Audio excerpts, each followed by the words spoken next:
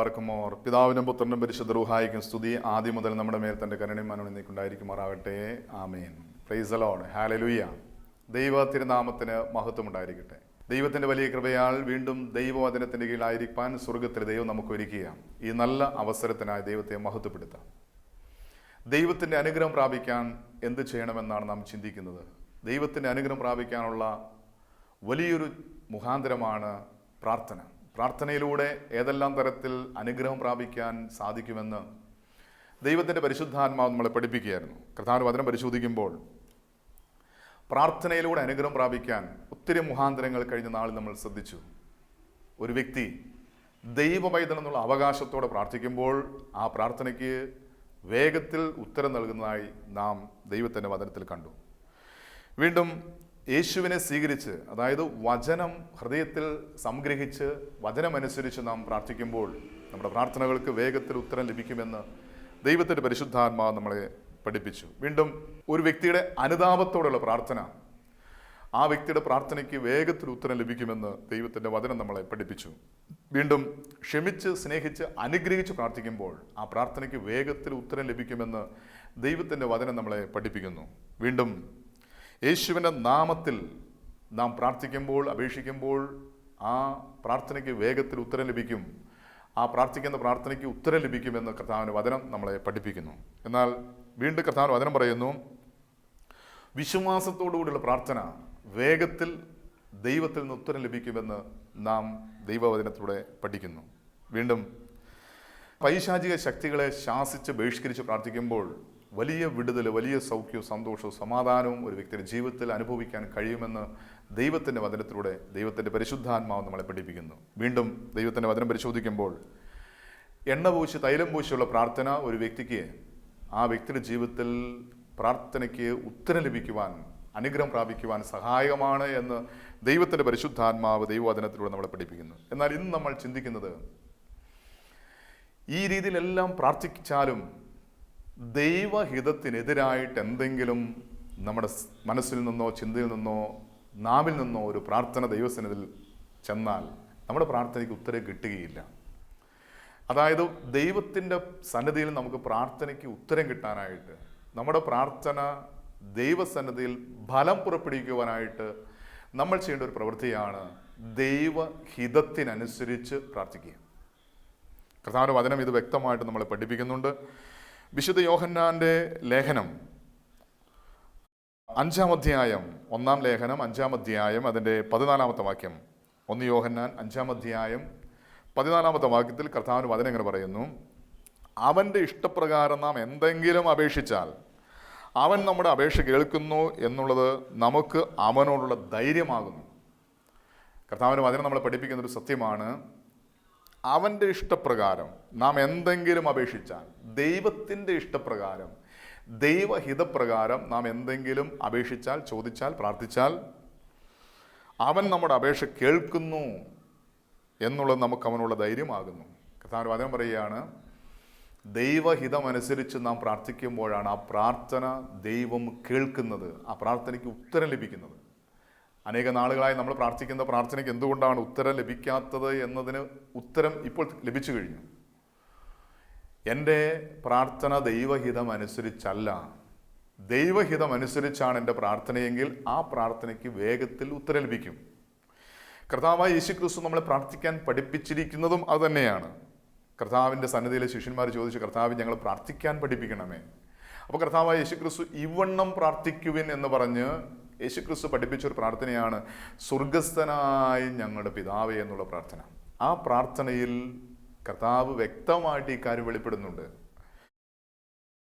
കർത്താവിൻ്റെ വചനം പരിശോധിക്കുമ്പോൾ മത്തായി സുവിശേഷം 6-ാം അധ്യായം അതിൻ്റെ 10-ാം വാക്യം വചനം എങ്ങനെയാണ് പറയുന്നത്, നിന്റെ രാജ്യം വരണമേ, നിന്റെ ഇഷ്ടം സ്വർഗത്തിലെ പോലെ ഭൂമിയിലുമാകണമേ. അതായത് ദൈവഹിതം ഞങ്ങളിൽ സംഭവിക്കണമേ എന്ന് യേശു നമ്മൾ പ്രാർത്ഥിക്കാൻ പഠിപ്പിക്കുക. ദൈവഹിതത്തിനനുസരിച്ചുള്ളൊരു പ്രാർത്ഥന പ്രാർത്ഥിക്കുവാനായിട്ട് കർത്താവായ യേശു ക്രിസ്തു നമ്മളെ പഠിപ്പിക്കുകയാണ്.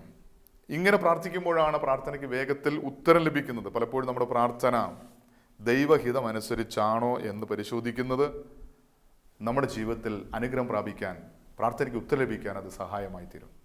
ഇന്ന് പലപ്പോഴും ദൈവഹിതത്തിനെതിരായ പ്രാർത്ഥനയാണ് ഏറ്റവും കൂടുതൽ.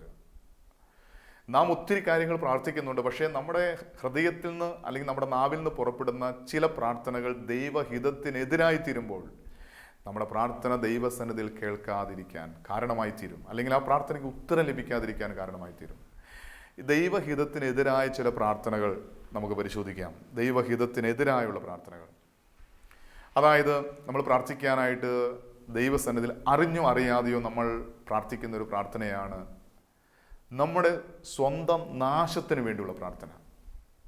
അതായത് ചിലർ ജീവിതത്തിൽ കഷ്ടതകൾ, വേദനകൾ, ദുഃഖങ്ങൾ, രോഗങ്ങൾ അടിക്കടി വരുമ്പോൾ അവർ ദൈവത്തോട് പ്രാർത്ഥിക്കുന്ന ഒരു പ്രാർത്ഥനയുണ്ട്. ദൈവമേ ഒന്ന് മരിച്ചു കിട്ടിയിരുന്നെങ്കിൽ, മരിക്കാൻ വേണ്ടി ആഗ്രഹിക്കുന്ന പ്രാർത്ഥിക്കുന്ന അനേകം വ്യക്തികൾ. ഒരുപക്ഷെ നിന്റെ ജീവിതത്തിൽ വരുന്ന സഹനങ്ങൾ, വേദനകൾ, കഷ്ടതകൾ നിന്റെ വിശുദ്ധീകരണത്തിന്, അനുഗ്രഹത്തിന് വേണ്ടിയാണ്. ദൈവം നമ്മുടെ തലമുടി നാരിഴ നിലത്ത് വീഴുന്ന പോലും അറിയുന്നവനാണ്. പക്ഷെ പലരും ചോദിക്കുന്ന ചോദ്യമുണ്ട്, ദൈവമേ നിനക്ക് കണ്ണില്ലേ, നിനക്ക് കാതില്ലേ, നീ എന്തുകൊണ്ട് എൻ്റെ കണ്ണുനീര് കാണുന്നില്ല, എന്തുകൊണ്ട് എൻ്റെ പ്രാർത്ഥന കേൾക്കുന്നില്ല? നമ്മുടെ തലമുടി നാരിഴ നിലത്ത് വീഴുന്ന അറിയുന്നവനായ ദൈവം എന്തുകൊണ്ട് നമ്മുടെ പ്രാർത്ഥന, നമ്മുടെ കണ്ണുനീര്, നമ്മുടെ വേദന കാണുന്നില്ല? അപ്പോൾ ദൈവം കാണുന്നില്ല എന്ന് പറഞ്ഞ്, ദൈവം കേൾക്കുന്നില്ല എന്ന് പറഞ്ഞ് നമ്മൾ സ്വയം നമ്മളെ തന്നെ നാശത്തിന് വേണ്ടി, നമ്മുടെ നാശത്തിന് വേണ്ടി നമ്മൾ ആഗ്രഹിക്കുക, പ്രാർത്ഥിക്കുക. ഒരിക്കലും നിന്റെ നാശം ദൈവം ആഗ്രഹിക്കുന്നില്ല. ഒരിക്കലും നിനക്ക് നശിക്കണമെന്ന് നിനക്ക് ആഗ്രഹമുണ്ടെങ്കിലും ദൈവത്തിന് ആഗ്രഹമില്ല. ദൈവത്തിൻ്റെ ഹിതത്തിനെതിരായ ഒരു പ്രാർത്ഥനയാണ് സ്വയം നശിക്കാൻ വേണ്ടിയുള്ള പ്രാർത്ഥന. ദൈവമേ എനിക്കൊന്ന് ചത്ത് കിട്ടിയിരുന്നെങ്കിൽ, ഒന്ന് തീർന്നു കിട്ടിയിരുന്നെങ്കിൽ, ഒന്ന് മരിച്ചു കിട്ടിയിരുന്നെങ്കിൽ, മരിക്കാൻ വേണ്ടി പ്രാർത്ഥിക്കുന്ന, മരിക്കാൻ വേണ്ടി ആഗ്രഹിക്കുന്ന, അപ്പോൾ ഒരുപക്ഷെ രോഗക്കിടക്കയിൽ നിത്യരോഗികളായി, ഒരുപക്ഷെ സഹിക്കാൻ കഴിയാത്ത വേദന അനുഭവിച്ചുകൊണ്ട് രോഗക്കിടക്കിൽ കിടക്കുന്ന ചില വ്യക്തികൾ പറയും, ദൈവമേ എനിക്കൊന്ന് ചത്ത് കിട്ടിയിരുന്നെങ്കിൽ, മരിച്ചിരുന്നെങ്കിൽ, ഈ വേദന സഹിക്കാനുണ്ടല്ലോ, ഈ വേദന അനുഭവിക്കണ്ടല്ലോ. പക്ഷെ നമ്മളൊരു കാര്യം തിരിച്ചറിയണം, ഈ വേദന നിന്റെ അനുഗ്രഹത്തിന് വേണ്ടിയാണ്. അതിനും പറയുന്നുണ്ട്, ദോഷങ്ങളാൽ ദൈവം ആരെയും പരീക്ഷിക്കുന്നില്ല. നിനക്ക് രോഗം വന്നത്, കഷ്ടത വന്നത്, ജീവിതത്തിൽ പ്രതികൂലങ്ങൾ, പ്രതിസന്ധികൾ വന്നത് അത് നന്മയ്ക്ക് വേണ്ടിയാണ് എന്ന് തിരിച്ചറിഞ്ഞ്, അതാണ് ദൈവത്തിൻ്റെ ഹിതം, അതാണ് ദൈവത്തിൻ്റെ പദ്ധതി എന്ന് തിരിച്ചറിഞ്ഞ് ദൈവത്തിന് മഹത്വം കൊടുക്കണം. അതിന് പകരമായിട്ട് സ്വന്തം നാശത്തെ ആഗ്രഹിക്കുന്ന ഒരു വ്യക്തിക്ക് ദൈവഹിതത്തിനെതിരായുള്ള ഒരു പ്രാർത്ഥനയാണ് ആ വ്യക്തിയുടെ ഹൃദയത്തിൽ നിന്ന്, നാവിൽ നിന്ന് പുറപ്പെടുന്ന പ്രാർത്ഥന. അതുപോലെ തന്നെ ദൈവഹിതത്തിനെതിരായിട്ടുള്ള മറ്റൊരു പ്രാർത്ഥനയാണ് മറ്റുള്ളവരുടെ നാശം ആഗ്രഹിച്ചുകൊണ്ടുള്ള പ്രാർത്ഥന. ഒരുപക്ഷെ നിന്നെ വെറുക്കുന്ന, നിനക്കെതിരായി പ്രവർത്തിക്കുന്ന, നിന്റെ നാശത്തിന് കാരണമായ, നീ ഏറ്റവും കൂടുതൽ നിന്റെ മനസ്സിൽ വേദന ഉണ്ടാക്കിയ ചില വ്യക്തികളുടെ നാശം നീ ആഗ്രഹിച്ചുകൊണ്ട് പ്രാർത്ഥിക്കുന്നുണ്ടോ? ഉണ്ടെങ്കിൽ ആ പ്രാർത്ഥന നിന്റെ അനുഗ്രഹത്തിന് തടസ്സമാണ്. നിന്റെ ശത്രുവിൻ്റെ നാശം, നിന്നെ വേദനിപ്പിച്ച, മുറിവേൽപ്പിച്ച, നിന്നെ പാപം ചെയ്യാൻ പ്രേരിപ്പിച്ച, നിന്റെ ജീവിതം തകർക്കുവാൻ ശ്രമിച്ച, നിന്റെ ഇപ്പോഴത്തെ ഈ അവസ്ഥയുടെ കാരണമായി തീർന്ന ഏതെങ്കിലും ഒരു വ്യക്തിയെ, ആ വ്യക്തിയുടെ നാശം നീ ആഗ്രഹിക്കുന്നുണ്ടെങ്കിൽ, അതൊരു പക്ഷേ നിന്റെ സ്നേഹിതനായിരിക്കാം, സഹോദരനായിരിക്കാം, ജീവിത പങ്കാളിയായിരിക്കാം, മാതാപിതാക്കളായിരിക്കാം. ആരുടെയെങ്കിലും ഒരു നാശം നിന്റെ ഹൃദയത്തിൽ നീ ആഗ്രഹിച്ചിട്ടുണ്ടോ? ഒരുപക്ഷെ കുഞ്ഞുനാളിൽ മാതാപിതാക്കൾ വേദനിപ്പിക്കുമ്പോൾ, അല്ലെങ്കിൽ അവർ ഞാൻ ആഗ്രഹിച്ചതിനെതിരായിട്ട് നിൽക്കുമ്പോൾ, എൻ്റെ ഈ മാതാവ് ഒന്ന് മരിച്ചു കിട്ടിയിരുന്നെങ്കിൽ എന്ന് ചിന്തിക്കുന്ന, അതിനുവേണ്ടി ആഗ്രഹിക്കുന്ന, പ്രാർത്ഥിക്കുന്ന കുഞ്ഞുങ്ങൾ. ഒരുപക്ഷെ യൗവനത്തിൽ തന്നെ വേദനിപ്പിച്ച, മുറിവേൽപ്പിച്ച, തന്നെ ജീവിതം തകർക്കാൻ ശ്രമിച്ച ചില വ്യക്തികളെ മനസ്സിൽ കണ്ടുകൊണ്ട് അവരുടെ നാശത്തെ ആഗ്രഹിക്കുന്ന ചില വ്യക്തികൾ. ഒരുപക്ഷെ വിവാഹ ജീവിതത്തിലേക്ക് കടക്കുമ്പോൾ എത്രയോ പ്രാവശ്യം ഈ ജീവിത പങ്കാളി ഒന്ന് തീർന്നു കിട്ടിയിരുന്നെങ്കിലെന്ന്, മരിച്ചു കിട്ടിയിരുന്നെങ്കിലെന്ന് ചിന്തിക്കുന്ന വ്യക്തികൾ. പക്ഷെ വാർദ്ധക്യത്തിലായിരിക്കുമ്പോൾ തന്നെക്കെതിരായി നിൽക്കുന്ന മക്കളെ കണ്ടുകൊണ്ട് അവരെ നാശം ആഗ്രഹിക്കുന്ന മാതാപിതാക്കൾ. ഇങ്ങനെ ചിന്തിക്കുകയും പ്രാർത്ഥിക്കുകയും നാവുകൊണ്ട് ദൈവസന്നിധിയിൽ പറയുകയും ചെയ്യുമ്പോൾ നമ്മുടെ അനുഗ്രഹത്തിന് തടസ്സമാണ് എന്ന്, നമ്മുടെ പ്രാർത്ഥനയ്ക്ക് ഉത്തരം ലഭിക്കാൻ തടസ്സമാണ് എന്ന് തിരിച്ചറിഞ്ഞ് ദൈവഹിതത്തിനെതിരായിട്ടുള്ള പ്രാർത്ഥനയാണ് ഈ ചിന്തകൾ പോലും, ഈ ദൈവമേ എന്ന് വിളിച്ചിട്ട് നമ്മുടെ മനസ്സിൽ ചിന്തിക്കുന്ന, പറയുന്ന വാക്കുകൾ പോലും അത് പ്രാർത്ഥനയായി മാറുകയാണ്. ദൈവമേ എന്ന് മനസ്സിൽ വിളിച്ചിട്ട് മറ്റൊരു വ്യക്തിയുടെ നാശത്തെ ആഗ്രഹിക്കുന്നുവെങ്കിൽ ആ നിലവിളി, ആ പ്രാർത്ഥന നമ്മുടെ തന്നെ അനുഗ്രഹത്തിന് തടസ്സമാണ് എന്ന് തിരിച്ചറിഞ്ഞ് ദൈവഹിതത്തിനെതിരായൊരു പ്രാർത്ഥനയാണ്, ആഗ്രഹമാണ്, ചിന്തയാണെന്ന് തിരിച്ചറിഞ്ഞ് ഈ ചിന്തകളെ തിരുത്തുവാൻ നമുക്ക് സാധിക്കണം. വീണ്ടും ദൈവഹിതത്തിനെതിരായിട്ടുള്ള മറ്റൊരു പ്രാർത്ഥനയാണ്, അല്ലെങ്കിൽ നമുക്കുണ്ടാകുന്ന നഷ്ടങ്ങളും കഷ്ടതകളും വേദനകളും രോഗങ്ങളും ദുഃഖങ്ങളും പിശാചിൻ്റെ മേൽ കുറ്റമാരോപിക്കൽ, പിശാചിന് മഹത്വം കൊടുക്കുന്ന പ്രാർത്ഥന. പലപ്പോഴും ജീവിതത്തിൽ കഷ്ടതകൾ വരുമ്പോൾ, രോഗം വരുമ്പോൾ ഇത് പിശാചിൻ്റെ പ്രവൃത്തിയാണ്, ഇത് പിശാചാണ് ഇതിൻ്റെ പിന്നിൽ, ഇത് പിശാചിന് മഹത്വം കൊടുക്കുന്ന പ്രാർത്ഥന അല്ലെങ്കിൽ മഹത്വം കൊടുക്കുന്ന പ്രവൃത്തികൾ നമ്മുടെ ജീവിതത്തിൽ ഉണ്ടാകും. പലപ്പോഴും നമ്മളുടെ ജീവിതത്തിൽ നാം നനച്ചിരിക്കാത്ത സമയത്ത് എന്തെങ്കിലും ഒരു പ്രതിസന്ധി ഉണ്ടാകുമ്പോൾ, പ്രശ്നങ്ങൾ ഉണ്ടാകുമ്പോൾ നമ്മൾ പലപ്പോഴും പറയും ഇത് പിശാചിൻ്റെ പ്രവൃത്തിയാണ്. ഞാനൊരിക്കൽ എൻ്റെ അശ്രദ്ധ കൊണ്ട് ഞാൻ ബൈക്കിൽ നിന്ന് മറിഞ്ഞു വീണു. എൻ്റെ കൈക്കും കാലിലൊക്കെ ചെറിയൊരു പ്രശ്നങ്ങളുണ്ടായി. ശാരീരികമായി നടക്കാനും അല്ലെങ്കിൽ ശാരീരികമായിട്ട് റെസ്റ്റ് എടുക്കേണ്ട ഒരു അവസ്ഥ വന്നു. അപ്പോൾ എൻ്റെ കൂടെ ശുശ്രൂഷ ചെയ്യുന്ന പലരും പറഞ്ഞു ഇത് പിശാചിനെതിരെ ശുശ്രൂഷ ചെയ്തുകൊണ്ട് പിശാച് എന്നൊരു ഒരു തിരിച്ചടിയാണ്. അപ്പോൾ എന്നോട് പറഞ്ഞവരോടൊക്കെ ഞാൻ തിരിച്ചു പറഞ്ഞൊരു കാര്യമുണ്ട്, നിങ്ങൾ ഒരിക്കലും പിശാചിന് മഹത്വം കൊടുക്കരുത്. പിശാചല്ലതിന് കാരണം എൻ്റെ അശ്രദ്ധ കൊണ്ട് എനിക്ക് സംഭവിച്ച ഈ വീഴ്ച അത് പിശാചിന് മഹത്വം കൊടുക്കാൻ കാരണമായി തീരരുത്. പലപ്പോഴും നമ്മളുടെ ജീവിതത്തിലുണ്ടാകുന്ന ചില പ്രശ്നങ്ങൾ പിശാചിന് മഹത്വം കൊടുക്കാൻ നമ്മൾ തന്നെ കാരണമായിട്ടുണ്ടോ? ഇത് പിശാച് തന്നതാണ്, പിശാചിൻ്റെ പണിയാണ്. പിശാചിൻ്റെ പണിയാണെങ്കിൽ പോലും പിശാചിന് മഹത്വം കൊടുക്കരുത്. ഇത് ഇയ്യോബിൻ്റെ ജീവിതത്തിലൂടെ നാം പഠിക്കേണ്ട ഒരു കാര്യമാണ്. ഇയ്യോബിൻ്റെ ജീവിതത്തിൽ എല്ലാ തകർച്ചയുടെ മൂലകാരണം പിശാചാണ്. പിശാച് ദൈവസന്നദ്ധിയിൽ ദൈവത്തോട് അവകാശം പറഞ്ഞ്, ദൈവം പറഞ്ഞു നീ അവനെ പരീക്ഷിച്ച, പക്ഷെ അവൻ്റെ ആത്മാവിനെ തുടരുത്. ദൈവത്തിൽ നിന്ന് അവകാശം പ്രാപിച്ചുകൊണ്ട് പിശാച് ഈ ഇയ്യോബിനെ, അവൻ്റെ കുടുംബം മാത്രമല്ല അവനെ തന്നെ പിശാച് പരീക്ഷിച്ചു. അവൻ്റെ മക്കൾ നഷ്ടപ്പെട്ടു, ആടുമാടുകൾ നഷ്ടപ്പെട്ടു, അവൻ്റെ സമ്പത്ത് നഷ്ടപ്പെട്ടു, അവൻ്റെ ആരോഗ്യം നഷ്ടപ്പെട്ടു, അവൻ രോഗിയായി, അവൻ്റെ ജീവൻ്റെ ജീവനായ ജീവിത പങ്കാളി പോലും അവനെ തള്ളിപ്പറഞ്ഞു. ഇതിൻ്റെ എല്ലാം കാരണം പിശാചാണെന്ന് ഇയ്യോബിനറിയാം. പക്ഷെ പിശാച് ഒരിക്കലും ഇയ്യോബ് പിശാചിന് മഹത്വം കൊടുത്തില്ല. പിശാച് കാരണമാണ് ഇതെല്ലാം സംഭവിച്ചതെന്ന് ഒരിക്കലും പിശാചിന് മഹത്വം കൊടുത്തില്ല. യഹോവ തന്നു, യഹോവ എടുത്തു, യഹോവയുടെ നാമം വാഴ്ത്തപ്പെടട്ടെ എന്ന് പറഞ്ഞ് ദൈവത്തിന് മഹത്വം കൊടുത്തു. ഇതിൻ്റെ പിന്നിൽ മുഴുവൻ പിശാചിൻ്റെ കരമാണെന്ന് ഇയ്യോബിന് അറിയാമായിരുന്നു. പക്ഷേ ഇയ്യോബ് ഒരിക്കലും പിശാചിന് മഹത്വം കൊടുത്തില്ല. അപ്പോൾ നമ്മൾ തിരിച്ചറിയേണ്ട ഒരു കാര്യം, ഒരുപക്ഷെ നമ്മുടെ ജീവിതത്തിലുണ്ടാകുന്ന തകർച്ചയുടെ മൂല കാരണം, അല്ലെങ്കിൽ നമ്മുടെ ജീവിതത്തിലുണ്ടാകുന്ന രോഗങ്ങളുടെ പ്രശ്നങ്ങളുടെ ചില കാരണം ഒരുപക്ഷെ പിശാചായിരിക്കാം. പക്ഷെ ഒരിക്കലും പിശാചിന് മഹത്വം കൊടുക്കരുത്. പിശാചിന് മഹത്വം കൊടുക്കുമ്പോൾ ദൈവഹിതത്തിനെതിരായുള്ള ഒരു പ്രവൃത്തിയാണത്. ദൈവഹിതത്തിനെതിരായ പ്രവൃത്തിയാണ്. ഒരുപക്ഷെ ദൈവം പിശാചിനെ അനുവദിച്ചായിരിക്കാം. ഇവിടെ ഇയ്യോബിൻ്റെ ജീവിതത്തിൽ നമുക്ക് കാണാൻ സാധിക്കും, പിശാച് ദൈവസന്നിധിയിൽ ചെന്ന് ഇയ്യോബിൻ്റെ മേൽ അവകാശം ചോദിക്കുക, ദൈവം അനുവദിക്കുക. അപ്പോൾ ഒരു പിശാചിൻ്റെ പ്രവൃത്തി നിന്റെ ജീവിതത്തിൽ ഉണ്ടായാലും ദൈവം അനുവദിക്കാൻ നിന്റെ ജീവിതത്തിലൊന്നും സംഭവിക്കില്ല. ദൈവം അനുവദിക്കുന്നുവെങ്കിൽ ദൈവത്തിന് അതിന് പ്രത്യേകം എന്തെങ്കിലും ഒരു പദ്ധതിയുണ്ട്. നിന്റെ അനുഗ്രഹത്തിൻ്റെ നാശത്തിന് വേണ്ടിയുള്ള പദ്ധതിയല്ല. ദൈവത്തിൻ്റെ പദ്ധതി നിന്റെ ആ അഭിവൃദ്ധിക്ക് വേണ്ടിയുള്ള, ഉയർച്ചയ്ക്ക് വേണ്ടിയുള്ള, അനുഗ്രഹത്തിന് വേണ്ടിയുള്ള, സൗഖ്യത്തിന് വേണ്ടിയുള്ള പദ്ധതിയാണ്. തിരിച്ചറിയണം. ഒരുപക്ഷെ നിന്റെ ജീവിതത്തിൽ ഒരു തകർച്ച, അതിന് പിശാചിന് അവസരം ദൈവം നൽകിയിട്ടുണ്ടെങ്കിൽ അതുപോലും അത് ദൈവം അനുവദിക്കുന്നുവെങ്കിൽ നിന്റെ അനുഗ്രഹത്തിന് വേണ്ടിയാണ്. ഇയ്യോബിൻ്റെ ജീവിതത്തിൽ ഇയ്യോബിന് എന്താ സംഭവിച്ചത്? തനിക്കെല്ലാം നഷ്ടപ്പെട്ടു എന്ന് ചിന്തിച്ചിരുന്ന ഇയ്യോബിന്, അല്ലെങ്കിൽ ഇയ്യോബിൻ്റെ ജീവിത പങ്കാളിക്കും കൂട്ടുകാർക്കും സ്വന്തക്കാർക്കും ബന്ധക്കാർക്കും എല്ലാം കാണാൻ കഴിഞ്ഞത് ഇയ്യോബിന് എന്തെല്ലാമാണ് നഷ്ടപ്പെട്ടത് അത് ദൈവം അതിൻ്റെ ഇരട്ടിയാക്കി, ദൈവം സമൃദ്ധിയായി ദൈവം അവന് തിരികെ നൽകുന്നതായിട്ട് കാണാൻ സാധിക്കും. അപ്പോൾ നമ്മുടെ ജീവിതത്തിൽ ഒരുപക്ഷെ നമ്മുടെ ജീവിതത്തിൽ തകർച്ചയുടെ കാരണം, രോഗത്തിൻ്റെ കാരണം, നമ്മുടെ ദാരിദ്ര്യത്തിൻ്റെ കാരണം, അല്ലെങ്കിൽ നാം നനച്ചിരിക്കാത്ത സമയത്തുണ്ടാകുന്ന പ്രതികൂലങ്ങൾ, പ്രതിസന്ധികൾ ഒരുപക്ഷെ പിശാചിൻ്റെ പ്രവൃത്തിയാണെങ്കിൽ പോലും പിശാചിന് മഹത്വം കൊടുക്കരുത്. പിശാചാണ് ഇതിൻ്റെ പിന്നിലെന്ന് പറയരുത്. പിശാചാണെങ്കിൽ പോലും, ഇതിൻ്റെ പിന്നിൽ പിശാചാണ് പ്രവർത്തിക്കുന്നതെങ്കിൽ പോലും പിശാചിന് മഹത്വം കൊടുക്കരുത്. എൻ്റെ ദൈവം അറിയാതെ എൻ്റെ ജീവിതത്തിൽ ഒന്നും സംഭവിക്കില്ല. ഈ രോഗം വന്നത്, ഈ കഷ്ടത വന്നത്, ഈ ദാരിദ്ര്യം വന്നത്, ഈ രോഗക്കിടക്കിൽ ഞാൻ കിടക്കാൻ കാരണം എൻ്റെ ദൈവം എന്നെ അനുവദിച്ചതുകൊണ്ടാണ്. ദൈവത്തിൻ്റെ കൃപയാണ്, ദൈവത്തിൻ്റെ അനുഗ്രഹമാണ്.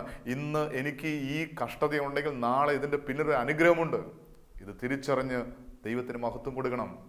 പലപ്പോഴും നമ്മുടെ പ്രാർത്ഥനകൾ, നമ്മുടെ ഹൃദയത്തിലെ ചിന്തകൾ, നമ്മുടെ പ്രവൃത്തികൾ അല്ലെങ്കിൽ നമ്മുടെ മനോഭാവങ്ങൾ പോലും ദൈവഹിതത്തിനെതിരായി മാറുകയും, ഇപ്പോൾ ആരെങ്കിലും പറയുകയാണ് നിന്റെ നാശത്തിൻ്റെ കാരണം നിന്റെ അയൽപക്കത്തുള്ള ആരോ നിനക്കെതിരായി, അല്ലെങ്കിൽ നിന്റെ മക്കൾക്കെതിരായി, നിന്റെ ജീവിതങ്ങൾക്കെതിരായി ആരോ എന്തോ ചെയ്തിട്ടുണ്ട് എന്ന് കേൾക്കുമ്പോൾ തന്നെ, അത് പറയുന്നത് കേൾക്കുമ്പോൾ തന്നെ നമ്മുടെ ഉള്ളിൽ ഭയമായി.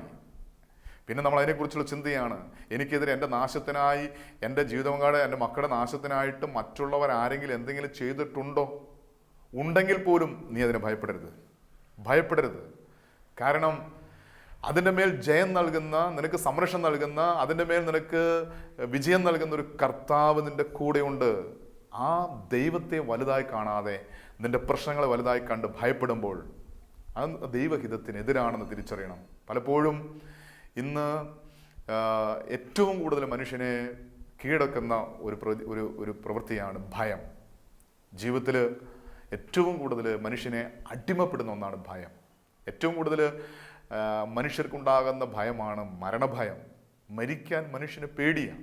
അതുകൊണ്ട് മരണഭയം നൽകുക എന്നുള്ളത് പിശാചിൻ്റെ വലിയൊരു ലക്ഷ്യമാണ്. മരണഭയം നൽകി ഭയപ്പെടുത്തുക. പലപ്പോഴും തിരിച്ചറിയുക, നീ കർത്താവായ യേശുക്രിസ്തു നിന്റെ ജീവിതത്തിലുണ്ടെങ്കിൽ നിനക്ക് മരണമോ കഷ്ടതയോ ദാരിദ്ര്യമോ എന്തു വന്നാലും നിനക്ക് ഭയപ്പെടേണ്ടതില്ല. കാരണം പരിശുദ്ധനായ പൗലോസ് പറയുന്നു, പട്ടിണിയോ മരണമോ വാളോ എന്തു വന്നാലും എൻ്റെ കർത്താവിൻ്റെ സ്നേഹം തന്നെ വേർപിരിക്കാൻ ആർക്കും സാധ്യമല്ല. ദൈവമായിട്ടുള്ള ഒരു വ്യക്തിപരമായ ബന്ധം ഉണ്ടെങ്കിൽ നിന്റെ ജീവിതത്തിൽ എന്തെല്ലാം സംഭവിച്ചാലും അതെല്ലാം നന്മയ്ക്കായി മാറുമെന്നുള്ള ഒരു ചിന്തയും ഒരാഗ്രഹവും നിൻ്റെ ഹൃദയത്തിലുണ്ടെങ്കിൽ അതിൻ്റെ മേൽ ജയം പ്രാപിക്കാൻ സാധിക്കും. പലപ്പോഴും ദൈവഹിതത്തിനെതിരായിട്ടുള്ള പ്രവൃത്തിയും പ്രാർത്ഥനയും ഒരു മനുഷ്യൻ്റെ ജീവിതത്തിൽ ആ വ്യക്തിയുടെ അനുഗ്രഹത്തിന് തടസ്സമായി തീരുകയാണ്. അതുകൊണ്ട് ദൈവഹിതം എന്താണ്? എൻ്റെ ദൈവം എൻ്റെ സകല ആവശ്യങ്ങൾക്കും മതിയായ ദൈവമാണ്. അവൻ എൻ്റെ നാശത്തെ ആഗ്രഹിക്കുന്നവനല്ല.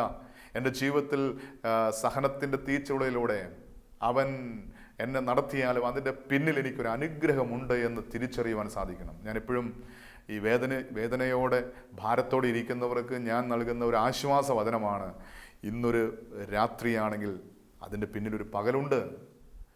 ഇതൊരു കയറ്റമാണെങ്കിൽ ആ കയറ്റം കയറി കഴിഞ്ഞാൽ പിന്നൊരു ഇറക്കമുണ്ട്. നിന്റെ ജീവിതം ഇന്ന് ദുഃഖവെള്ളിയാഴ്ചയാണെങ്കിൽ അതിൻ്റെ പിന്നൊരു ഉയർപ്പുണ്ട്. ഇത് തിരിച്ചറിയണം. നമ്മുടെ ജീവിതത്തിൽ എന്നും ദാരിദ്ര്യം, എന്നും കഷ്ടത, എന്നും വേദന, എന്നും എൻ്റെ ജീവിതം ഇങ്ങനെ ആയിരിക്കുമെന്ന് ചിന്തിക്കുന്ന ആരെങ്കിലും ഉണ്ടെങ്കിൽ തിരിച്ചറിയുക, നിന്റെ വിശുദ്ധീകരണത്തിനും നിന്റെ അനുഗ്രഹത്തിനും വേണ്ടി ദൈവം അനുവദിച്ചിരിക്കുന്ന സഹനങ്ങളായിരിക്കാം, കഷ്ടതയായിരിക്കാം. അത് ദൈവത്തിൻ്റെ പദ്ധതിയാണ്, ദൈവത്തിൻ്റെ ഹിതമാണ്.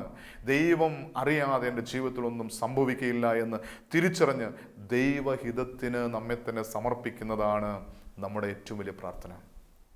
നമുക്ക് കർത്താവായ യേശുക്രിസ്തുവിൻ്റെ ജീവിതത്തിലേക്ക് പരിശോധിക്കുമ്പോൾ തൻ്റെ ജീവിതത്തിൽ എന്തെല്ലാം സംഭവിച്ചോ അതെല്ലാം ദൈവഹിതമാണ്, അല്ലെങ്കിൽ പിതാവേ അവിടുത്തെ ഹിതമാണ് എന്ന് തിരിച്ചറിഞ്ഞ് കർത്താവായ യേശുക്രിസ്തു തൻ്റെ ജീവിതത്തിലുള്ള എല്ലാ സഹനങ്ങളും സ്വീകരിക്കുന്നതായിട്ട് നമുക്ക് കാണാൻ സാധിക്കും. കർത്താവിൻ്റെ വചനം പരിശോധിക്കുമ്പോൾ മത്തായി സുവിശേഷം 26-ാം അധ്യായം അതിന് 39-ാം വാക്യം പരിശോധിക്കുമ്പോൾ കർത്താവിൻ്റെ കഷ്ടാനുഭവത്തിൻ്റെ പീഡാസഹനത്തിൻ്റെ ആരംഭത്തിൽ കർത്താവായ യേശുക്രിസ്തു ചെയ്യുന്നൊരു പ്രവൃത്തിയുണ്ട്. താൻ രക്തം വിയർത്ത് മരണവെപ്രാളം അനുഭവിക്കുന്ന സമയത്ത് ഗെത്സമൻ തോട്ടത്തിൽ വെച്ച് കർത്താവായ യേശുക്രിസ്തു രക്തത്തിൽ കുളിച്ച് വേദനയോടെ പിടയുമ്പോൾ അവിടെ കർത്താവിൻ്റെ വചനം ഇങ്ങനെ എഴുതിയിരിക്കുന്നത്, പിന്നെ അവൻ അല്പം മുന്നോട്ട് ചെന്ന് കവിഴ്ന്ന് വീണിട്ട്, പിതാവേ കഴിയുമെങ്കിൽ ഈ പാനപാത്രം എങ്കിൽ നിന്ന് നീങ്ങിപ്പോകണമേ, എങ്കിലും ഞാൻ ഇച്ഛിക്കും പോലെയല്ല നീ ഇച്ഛിക്കും പോലെ ആകട്ടെ എന്ന് പ്രാർത്ഥിച്ചു. നാം പ്രാർത്ഥിക്കേണ്ടത് എങ്ങനെയെന്ന് കർത്താവായ യേശുക്രിസ്തു തൻ്റെ സഹനത്തിൽ, തൻ്റെ വേദനയുടെ മധ്യത്തിൽ നമുക്ക് കാണിച്ചു തരിക.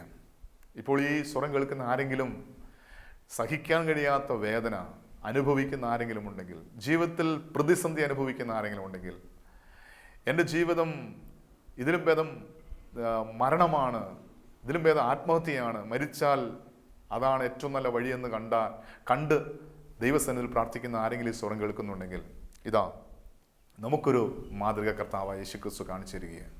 തൻ്റെ സഹനത്തിൻ്റെ മധ്യത്തിൽ, പീഡാസഹനത്തിൻ്റെ മധ്യത്തിൽ രക്തം വിയർത്ത് ഹൃദയം പൊട്ടുന്ന വേദന അനുഭവിക്കുന്ന ആ സമയത്ത് കർത്താവായ യേശുക്രിസ്തു ചെയ്ത ഒരു പ്രവൃത്തി, ഈ പാനപാത്രം എങ്കിൽ നിന്ന് നീങ്ങിപ്പോകണമേ.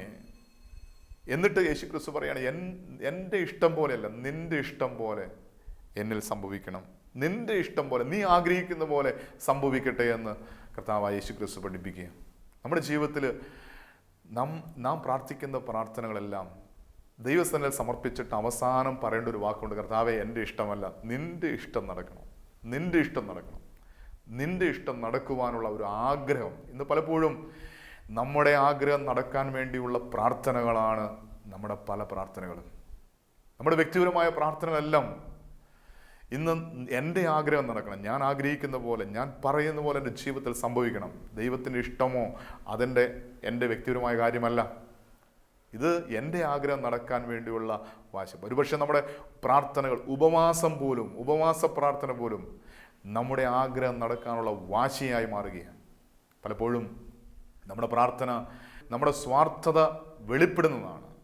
ഇവിടെ കർത്താവായ യേശുക്രിസ്തു നമുക്ക് കാണിച്ചു തരുന്ന ഏറ്റവും വലിയൊരു പ്രാർത്ഥനയുണ്ട്. കർത്താവേ, എൻ്റെ ഇഷ്ടമല്ല നിൻ്റെ ഇഷ്ടം, എൻ്റെ ഹിതമല്ല നിൻ്റെ ഹിതം, ഞാൻ ആഗ്രഹിക്കുന്ന പോലെയല്ല നീ ആഗ്രഹിക്കുന്ന പോലെ സംഭവിക്കട്ടെ എന്ന്, അങ്ങനെ ആകട്ടെ എന്ന് പ്രാർത്ഥിക്കുന്ന ഒരു പ്രാർത്ഥന നമ്മുടെ ജീവിതത്തിലുണ്ടോ? ഇന്ന് പലപ്പോഴും ജീവിതത്തിൽ വ്യക്തിപരമായി തെറ്റായ സ്നേഹബന്ധം അടിപ്പെട്ട ചില കുഞ്ഞുങ്ങൾ അവരാഗ്രഹിച്ച, അവർ സ്നേഹിച്ച വ്യക്തിയെ കിട്ടുവാൻ വേണ്ടി ദൈവസന്നിധിയിൽ നിലവിളിക്കുമ്പോൾ തിരിച്ചറിയുക, എൻ്റെ സ്വാർത്ഥതയാണ് ഇവിടെ നിലനിൽക്കുന്നത്.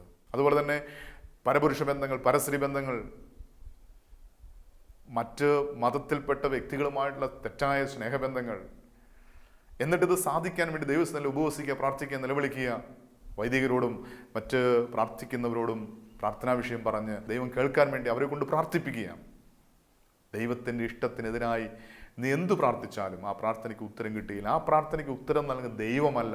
പലപ്പോഴും നമ്മുടെ നാശത്തിന് വേണ്ടിയുള്ള വഴികൾ പിശാച് ഒരുക്കുമ്പോൾ ആ കെണിയിൽപ്പെടാതെ ദൈവഹിതം തിരിച്ചറിഞ്ഞ്, ദൈവത്തിൻ്റെ ഇഷ്ടം തിരിച്ചറിഞ്ഞ്, ദൈവത്തിൻ്റെ ആഗ്രഹത്തിനനുസരിച്ച്, ഹിതത്തിനനുസരിച്ച് നമ്മുടെ പ്രാർത്ഥനകൾ ദൈവത്തിന് സമർപ്പിക്കുമ്പോൾ ആ പ്രാർത്ഥനയ്ക്ക് വേഗത്തിൽ ഉത്തരം കിട്ടുമെന്നുള്ളത് ദൈവത്തിൻ്റെ വചനം വ്യക്തമായി വെളിപ്പെടുത്തി. അതുകൊണ്ട് ഇന്ന് ഈ വചനം കേൾക്കുമ്പോൾ നമുക്കൊരു തീരുമാനമെടുക്കാം. ഇത്രയും നാൾ ഞാൻ പ്രാർത്ഥിച്ചത് എൻ്റെ സ്വാർത്ഥമായ, എൻ്റെ വ്യക്തിപരമായ ആഗ്രഹങ്ങൾ സാധ്യമാകാൻ വേണ്ടി അതിനുള്ള വാശിയാണ്, അതിനുള്ള വ്യഗ്രതയാണ് എൻ്റെ ഹൃദയത്തിലുണ്ടായിരുന്നത്. എന്നാൽ ഇനി മുതൽ കർത്താവെ, എൻ്റെ ഇഷ്ടമല്ല നിൻ്റെ ഇഷ്ടം നടക്കണം, നീ ആഗ്രഹിക്കുന്ന പോലെ നടക്കണം, നിൻ്റെ ഹിതം പോലെ എൻ്റെ ജീവിതത്തിൽ നടക്കണം. സ്വർഗത്തിലെ പോലെ നിൻ്റെ ഇഷ്ടം പോലെ ഭൂമിയിലും അത് സാധ്യമായി തീരണം. ദൈവത്തിൻ്റെ ആഗ്രഹം, സ്വർഗത്തിൻ്റെ ഇഷ്ടം എൻ്റെ ജീവിതത്തിൽ സംഭവിക്കുവാൻ ദൈവത്തിന് തന്നെ വിട്ടുകൊടുക്കുക. പരിശുദ്ധ അമ്മയെപ്പോലെ, കർത്താവിനെ സ്നേഹിച്ച, കർത്താവിൻ്റെ പ്രതി രക്തസാക്ഷികളായ കർത്താവിൻ്റെ ശിഷ്യന്മാരെ പോലെ നമുക്ക് നമ്മുടെ ജീവിതം വിട്ടുകൊടുക്കാം. കർത്താവെ, എൻ്റെ ജീവിതം എന്തായിത്തീരണമെന്നാണോ അവിടുന്ന് ആഗ്രഹിക്കുന്നത്, എൻ്റെ ജീവിതത്തിൽ എന്തെല്ലാമാണോ സംഭവിക്കണമെന്ന് അവിടെ നിന്ന് ആഗ്രഹിക്കുന്നത്, അതിനായി ഞാൻ എന്നെ തന്നെ സമർപ്പിക്കുന്നു. നമുക്ക് നമ്മെ ദൈവകരങ്ങളിലേക്ക് ഏൽപ്പിച്ചു കൊടുത്തുകൊണ്ട് ദൈവത്തിൻ്റെ ഹിതം എൻ്റെ ജീവിതത്തിൽ സംഭവിക്കുവാൻ തക്കവണ്ണം ദൈവഹിതത്തിനനുസരിച്ചുള്ള എൻ്റെ ആഗ്രഹങ്ങൾ, നിയമങ്ങൾ, പ്രാർത്ഥന വിഷയങ്ങൾ ദൈവസന്നിധിയിൽ സമർപ്പിച്ചുകൊണ്ട് നമുക്ക് അനുഗ്രഹം പ്രാപിക്കാൻ ഒരുങ്ങാൻ പ്രാർത്ഥിക്കാം. പരിശുദ്ധനായ ഞങ്ങളുടെ നല്ല ദൈവമേ, ഞങ്ങൾ കേൾപ്പിച്ച വചനത്തിനായി ഞങ്ങൾ നിന്നെ സ്തുതിക്കുന്നു, സ്തോത്രം ചെയ്യുന്നു. കർത്താവേ, അവിടുത്തെ ഹിതത്തിനനുസരിച്ച് എന്തെങ്കിലും ചോദിച്ചാൽ അതിന് ആ പ്രാർത്ഥന കേൾക്കുമെന്നുള്ള ദൈവവചനത്തിൻ്റെ യോഗ്യതയാൽ കർത്താവെ, നിൻ്റെ ഹിതം തിരിച്ചറിയാനുള്ള കൃപ ഞങ്ങൾക്ക് നൽകണം. ഞങ്ങളുടെ സ്വാർത്ഥമായ പ്രാർത്ഥനകൾ പലപ്പോഴും ഞങ്ങളുടെ ജീവിതത്തിൽ അനുഗ്രഹത്തിൻ്റെ തടസ്സമായി നിന്നിട്ടുണ്ട്. കർത്താവെ, പലപ്പോഴും ഞങ്ങളുടെ ജീവിതത്തിൽ ഞങ്ങളുടെ നാശത്തിന് വേണ്ടിയുള്ള പ്രാർത്ഥന ഞങ്ങളുടെ ജീവിതത്തിൽ ഞങ്ങളുടെ അനുഗ്രഹത്തിന് തടസ്സമായി മാറിയിട്ടുണ്ട്. മറ്റുള്ളവരുടെ നാശത്തിന് വേണ്ടിയുള്ള പ്രാർത്ഥന ഞങ്ങളുടെ ജീവിതത്തിൽ ഞങ്ങളുടെ അനുഗ്രഹത്തിന് തടസ്സമായിട്ട് മാറിയിട്ടുണ്ട്. പലപ്പോഴും ഞങ്ങളുടെ ജീവിതത്തിൽ ഉണ്ടാകുന്ന അനർത്ഥങ്ങൾ, വേദനകൾ, കഷ്ടതകൾ, രോഗങ്ങൾ അത് പിശാച് തന്നതാണ് എന്ന് പറഞ്ഞ് പിശാചിന് മഹത്വം കൊടുത്തിട്ടുള്ള ചില സന്ദർഭങ്ങൾ ഉണ്ടായിട്ടുണ്ട്. കർത്താവെ, ദൈവഹിതത്തിനെതിരായി ഞങ്ങളുടെ ജീവിതത്തിൽ വന്നുപോയ എല്ലാ പ്രാർത്ഥനകളെ ഓർത്ത് ഞങ്ങൾ മാപ്പ് ചോദിക്കുന്നു. കർത്താവെ, ഈ നിമിഷം കർത്താവെ, ദൈവഹിതത്തിനനുസരിച്ച് ഞങ്ങളെ തന്നെ നിൻ്റെ കരങ്ങളിലേക്ക് സമർപ്പിക്കുകയാണ്. കർത്താവ്, ഞങ്ങളുടെ ആഗ്രഹമല്ല, നിൻ്റെ ഇഷ്ടം ഞങ്ങളുടെ ജീവിതത്തിൽ സംഭവിക്കുവാൻ, നിൻ്റെ ഹിതം ഞങ്ങളുടെ ജീവിതത്തിൽ സംഭവിക്കുവാൻ ഞങ്ങളെ തന്നെ സമർപ്പിക്കുന്നു. പരിശുദ്ധ അമ്മയെപ്പോലെ, കർത്താവിനെ പ്രതി രക്തസാക്ഷികളായ പരിശുദ്ധ സ്നേഹന്മാരെ പോലെ ഞങ്ങളെ തന്നെ പൂർണ്ണമായും നിൻ്റെ കരങ്ങളിലേക്ക് സമർപ്പിക്കുന്നു. പിതാവെ, പ്രാർത്ഥന കേട്ടിരിക്കുക സ്തോത്രം. ദൈവഹിതത്തിനനുസരിച്ച് ഞങ്ങളെ അനുഗ്രഹിക്കുന്ന കൃപയ്ക്കായി, മഹത്വം എടുക്കുന്ന കൃപയ്ക്കായി ഞങ്ങളങ്ങേ സ്തുതിക്കുന്നു, ആരാധിക്കുന്നു, നന്ദി പറയുന്നു. എല്ലാ മഹത്വവും എല്ലാ ആരാധനയും അങ്ങ് മാത്രം എടുക്കണം. എല്ലാം ഞങ്ങൾക്ക് വേണ്ടി ക്രൂശിൽ മരിച്ചു മരണത്തെ ജയിച്ച് ഉയർത്തെഴുന്നേറ്റ് ഇന്നും ജീവിക്കുന്ന ഞങ്ങളുടെ കർത്താവ്, ഞങ്ങളുടെ ദൈവമായ യേശുവിൻ്റെ അതിപരിശുദ്ധമായ നാമത്തിൽ തന്നെ ആമേൻ.